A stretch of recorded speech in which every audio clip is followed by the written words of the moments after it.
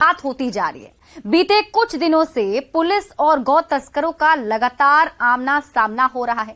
कहीं वो भाग निकलने में सफल हो जा रहे हैं तो कहीं पुलिस उन्हें दबोच ले रही है।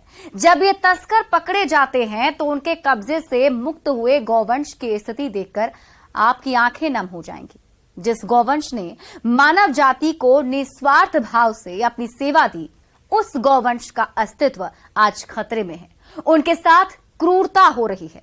मारने के लिए उन्हें उठाया जा रहा है, गाड़ियों में भरकर उन्हें ट्रांसपोर्ट किया जा रहा है और एक बहुत बड़ा नेटवर्क इस काम में एक्टिव है, जिसके तार पश्चिम बंगाल से लेकर बांग्लादेश तक जुड़े हैं।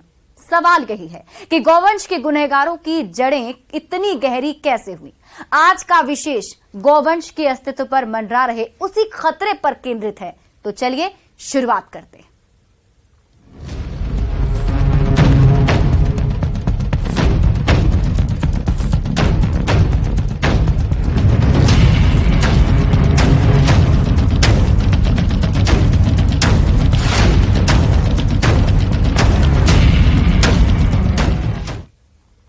गोपालगंज और सिवान से गौवंश की तस्करी के मामले इन दिनों लगातार सामने आ रहे हैं।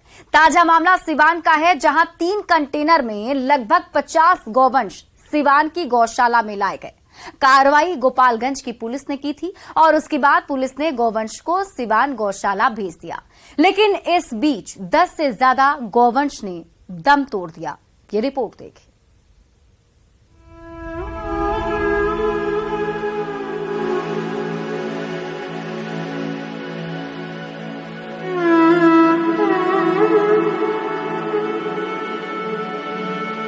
एक बेजुबान को पानी पिलाने का ये पुण्य इतना बड़ा है कि इसे शब्द नहीं दिए जा सकते। दिल को बेध देने वाली इस तस्वीर में एक गौवंश की टूटती सांसों को जल का सहारा मिल रहा है। इस तपती और भीषण गर्मी में इस जैसे 1-2 नहीं बल्कि 50 गौवंशों को कंटेनर में ठूंसकर तस्करी के लिए ले जाया जा रहा था। बिना आहार और बिना जल के ये जीव इस कंटेनर में तिल तिल कर मर रहे थे। करीब 10 की तो जान भी चली गई, पर जो बच गए वो किस्मत वाले हैं, वरना तस्कर तो अपने मुनाफे के लिए इन सब की अंतिम यात्रा सुनिश्चित कर चुके थे। लेकिन अब सब सिवान के गोपाल कृष्ण गौशाला में लाया गया है। हाईवे कुचाय कोट में पकड़ाई गई है, पकड़ी गई है थाना से, और वहाँ से मवेशी तीनों गाड़ी पकड़ कर आई हुई है हमारे गौशाला, सिवान गौशाला, गोपाल कृष्ण गौशाला में।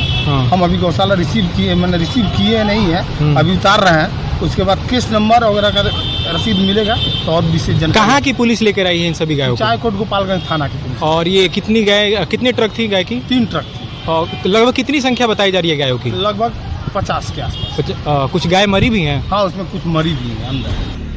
इस बड़ी तस्करी के संबंध में बताया जा रहा है कि कुचायकोट थाने की पुलिस ने पशु तस्करी कर रहे तस्करों को गिरफ्तार किया है और उसके बाद गौवंश लदा कंटेनर सिवान गौशाला भेज दिया गया है। हैरानी देखिए कि पुलिस ने इन बेजुबानों को कंटेनर में सिवान भेज दिया। बेजुबानों की पीड़ा, उनकी तकलीफ पुलिस को पिघला नहीं सकी, लेकिन गौवंश से लदा कंटेनर जब लोगों के सामने खुला तो उनका दिल करा हो गया। भूख और प्यास से छटपटाते गौवंश को लोगों को किसी ने पानी पिलाया तो उन्हें कंटेनर से बाहर निकालने में सक्रिय दिखा। 3 कंटेनर में 50 से ज्यादा गौवंश की तस्करी एक बड़ा मामला है। साफ है कि खेल बड़ा है और इसके तार हमारे आसपास गहराई से विस्तार ले चुके हैं। न्यूज़ 18 के लिए सिवान से मृत्युंजय सिंह की रिपोर्ट। और गोपालगंज का बॉर्डर एरिया गौवंश की तस्करी का हॉट स्पॉट नजर आता है। पुलिस ने यहां बड़ी कार्रवाई करते हुए 6 तस्करों को उस वक्त पकड़ा जब 45 मवेशी यूपी से बिहार के रास्ते पश्चिम बंगाल और असम लिए जा रहे थे। इस गिरफ्तारी में गौवंश की तस्करी करने वाले एक बड़े रैकेट को उजागर किया। ये रैकेट उत्तर प्रदेश, बिहार, पश्चिम बंगाल और असम जैसे राज्यों में पशु तस्करी को ऑपरेट कर रहा है। लेकिन अब उस नेटवर्क के 6 तस्कर कानून के कब्जे में हैं।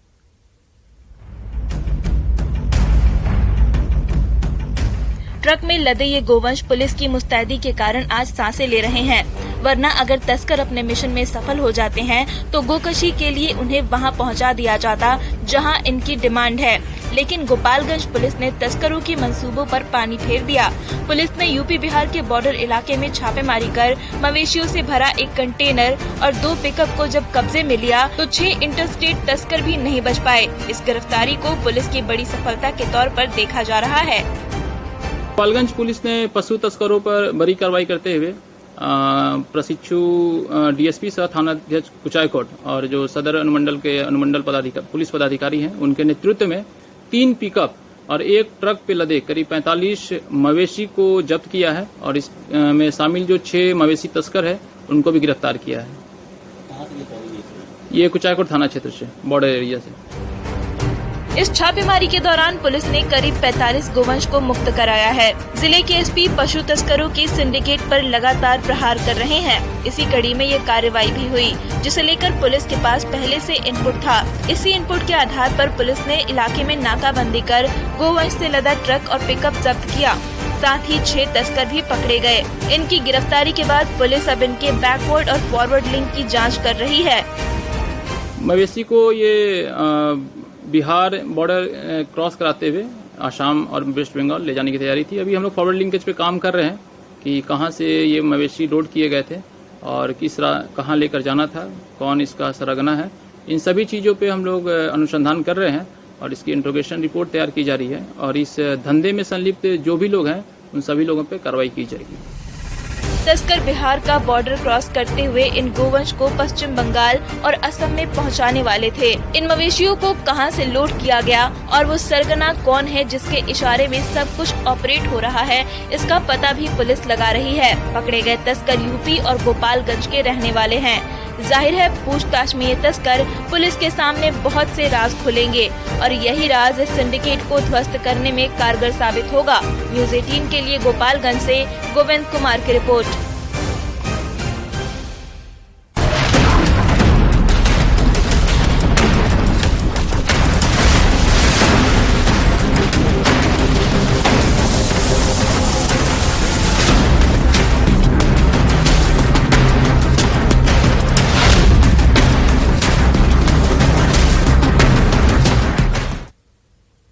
और अब बात करेंगे भीषण गर्मी की। पूरे बिहार में गर्मी का सितम जारी है। गर्मी के सितम का अंदाजा सिर्फ इस बात से लगा सकते हैं कि मौसम विभाग ने 10 शहर के लिए हॉट नाइट का अलर्ट जारी किया है, यानी रात में भी दोपहर जैसी ही गर्मी पड़ेगी।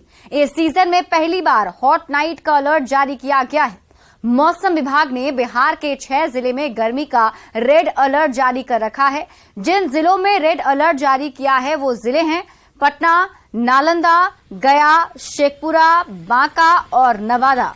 वहीं 4 जिले में ऑरेंज अलर्ट और 4 जिले में गर्मी का येलो अलर्ट जारी किया गया है।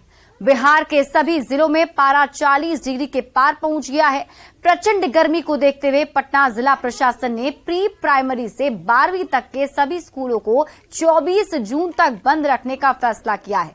पहले 19 जून तक स्कूलों को बंद रखने का आदेश था। अरवल में भीषण गर्मी और लू आम लोगों का हाल बेहाल कर रखी है। सिर्फ अरवल में लू लगने से अब तक 7 लोगों की दर्दनाक मौत हो चुकी है। सदर अस्पताल में मरीजों की संख्या लगातार बढ़ती जा रही है। वहीं नालंदा की बात करें तो सोहसराय में लू लगने से एक एएसआई की मौत हो गई है।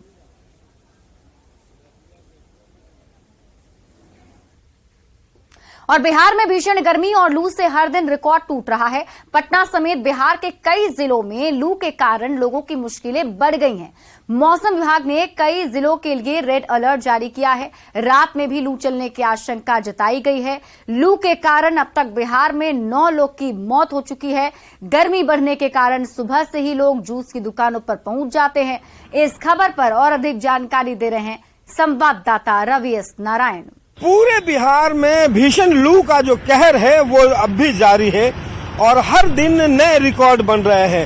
हालात ऐसे हैं कि सुबह 7 बजे से पहले से ही लगभग बिहार के सभी जिलों में तापमान जो है वो 35 डिग्री पार कर जा रहा है। जी हाँ, सुबह का समय है और अभी हम आपको दिखाते हैं कि अभी का जो तापमान है वो कितना है। ये जरा देखिए, 36 डिग्री सेंटीग्रेड जो है वो तापमान अभी सुबह सुबह दिखाया जा रहा है। सुबह अगर 8 बजे की बात करें तो ये तापमान जो है वो 40 डिग्री तक पार कर रहा है और राजधानी पटना सहित तमाम जिलों में ये स्थिति बनी हुई है। और सिर्फ यही नहीं, जिस ढंग से लू चल रही है वो पहली बार ऐसा मौसम विभाग ने जारी किया है कि नाइट हॉट की जो अलर्ट है वो जारी किया है। नाइट हॉट का अलर्ट मतलब कि रात में भी जो है वो दिन की तरह लू चलने की संभावना है। अब जरा सोचिए कि रात में भी अगर दिन की तरह लू चलने की संभावना बनती है तो स्थिति कैसी हो जाती है। देखिए, सुबह से ही जो लोग हैं वो यहाँ पे जूस के जो दुकानें हैं सड़क किनारे, वहाँ पे लोग पहुँचना शुरू कर दिया है। तो ये स्थिति बनी हुई है। आज और कल लगातार भीषण गर्मी की चेतावनी जो है वो मौसम विभाग ने दिया है। गर्मी किस ढंग की पड़ रही है? गर्मी तो इतना पड़ रहा है कि कहने कुछ नहीं है। इतना गर्मी है सर कि कहना कुछ नहीं है। 9 बजे के बाद तो टेम्पू में लहर इतना मारता है कि आदमी बेबस हो जाता है कि शर्ट खोल दें कि कुर्ता खोल दें। हमारा कितना टेम्परेचर बढ़ेगा ये तो भगवान मालिक है। सुबह से ही जूस पीने की जरूरत पड़ रही है। देख ही रहे हैं, कम से कम अपना सुरक्षा के लिए पीना ही पड़ता है। कहाँ बाबा पूजा कराने? अभी तो महामृत्युंजय अनुष्ठान चल रहा 5 दिवसीय। तो सुबह सुबह कितनी गर्मी लग रही है? पूरे गर्मी तो अत्यधिक है। गर्मी इतना है कि मत पूछिए। फेल होल है, क्या करे जा, एसी तक फेल होल है। कहते हैं सबको कि पेड़ लगाइए मगर सुनता ही नहीं है। हालत खराब होल है, त्राहिमाम कर रहे हैं। रात के 1 बजे सोते हैं गर्मी के कारण। मौसम विभाग ने अलर्ट जारी किया है कि यहाँ पे रात में भी लू चल सकती है, इसलिए लोगों से अपील की गई है कि वो सावधानी बरतें और दोपहर में बिल्कुल बाहर ना निकले, खुद को बचाएं। कैमरा पर्सन सुबोध के साथ रवि नारायण, न्यूज़ 18 पटना। और बिहार के लिए आज इस सीजन का सबसे गर्म दिन है। कई जगहों पर पारा 44 डिग्री के पार चला गया है। लोग अपने घरों में कैद हैं। ऐसे में वही लोग बाहर निकल रहे हैं जिन्हें बहुत जरूरी काम है। दरभंगा के चौरंगी से हालात की जानकारी दे रहे हैं न्यूज़ 18 संवाददाता विपिन कुमार दास। गर्मी का बहुत ही बुरा स्थिति है। हम काम से जा रहे थे, इतना मतलब धूप लगा है कि हमको पेड़ के छांव में बैठना पड़ा है। लग रहा था कि हम गिर जाएंगे, इतना धूप है। और 44-45 डिग्री सेल्सियस चल रहा है बिहार में, और खासकर दरभंगा में तो और भी बुरा स्थिति है। कहीं भी मौसम का कोई है नहीं कि अब मौसम अब आएगा। हम लोग मतलब एक टकटकी लगाए हुए हैं कि एक बूंद पानी बरस जाए कि लोगों का जान बचे। बहुत ही स्थिति खराब है। शंभू जी, ये बताइए कि क्या स्थिति है मौसम की स्थिति लगभग में 30-32 वर्ष उम्र हुआ है मेरा, और अभी का जो स्थिति हम देख रहे हैं बहुत ही विकराल स्थिति है, बहुत दयनीय स्थिति है। और घर से लोग अगर निकलते हैं 10 बजे से पहले अगर निकल के जो बाहरी काम है कर ले तो ठीक है। 10 बजे के बाद कोई भी काम कर पाना मुश्किल है। क्यों? शरीर को सीधे जला रही है। 42 डिग्री तापमान दरभंगा का, 43 डिग्री तापमान, ये तो समझिए लग रहा है जैसे रेगिस्तान और राजस्थान वाली मौसम ये बिहार में, ये उत्तरी बिहार में इस तरह की परिस्थिति आ गई है कि लोगों को कामकाज करना क्या, जो मजदूर को पेट भरना मुश्किल हो गया है। आज जो मजदूर पूरे राज्य में कहें तो तापमान चरम पर है और दरभंगा में भी यही स्थिति है। आज जो गर्मी के सबसे हीट वेव कहा जाए तो आज सबसे ज़्यादा गर्मी है। आप देख सकते हैं कि रास्ता सुनसान है, वहीं जो लोग भी हैं वो पेड़ के छांव के नीचे किसी तरह जो है इस धूप से अपने को बचा रहे हैं। ऐसे में आज दरभंगा में बताया जा रहा है कि 42 से 43 डिग्री पर तापमान चला गया है, जिसके कारण लोग घर से निकलना बंद कर दिए हैं। वहीं जो लोग जरूरी काम से बाहर निकले हैं वो पेड़ के नीचे बैठकर किसी तरह अपना समय बिता रहे हैं। ऐसे में कहें तो जिस तरह से आज बताया गया था कि तापमान चरम पर रहेगा, वही स्थिति आज बिहार सहित दरभंगा में भी देखने को मिल रहा है, जिसके कारण लोग कहें तो जनजीवन पूरी तरह अस्त व्यस्त बना हुआ है। विपिन कुमार, न्यूज़ 18 दरभंगा। इधर गया में भी गर्मी से लोग काफी परेशान हैं। गया का तापमान 43 और 44 डिग्री रहा, जिससे लोग सुबह से ही सूर्य की तपिश से झुलस जा रहे हैं।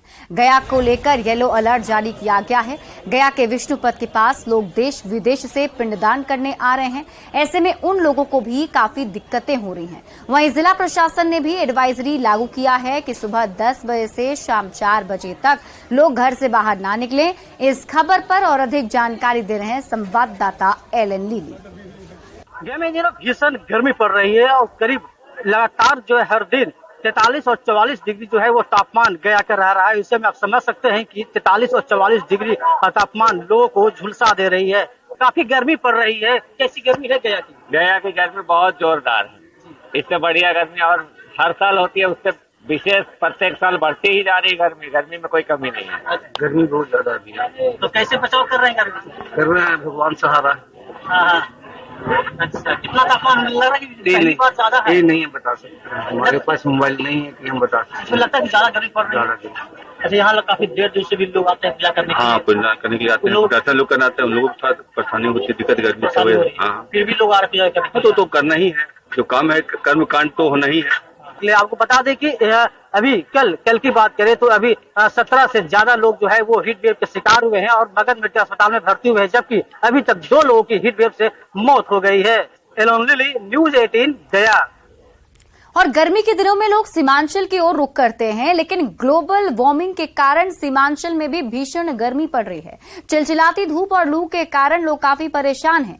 कटिहार से इस खबर पर और अधिक जानकारी दे रहे हैं संवाददाता सुब्रत गुहा।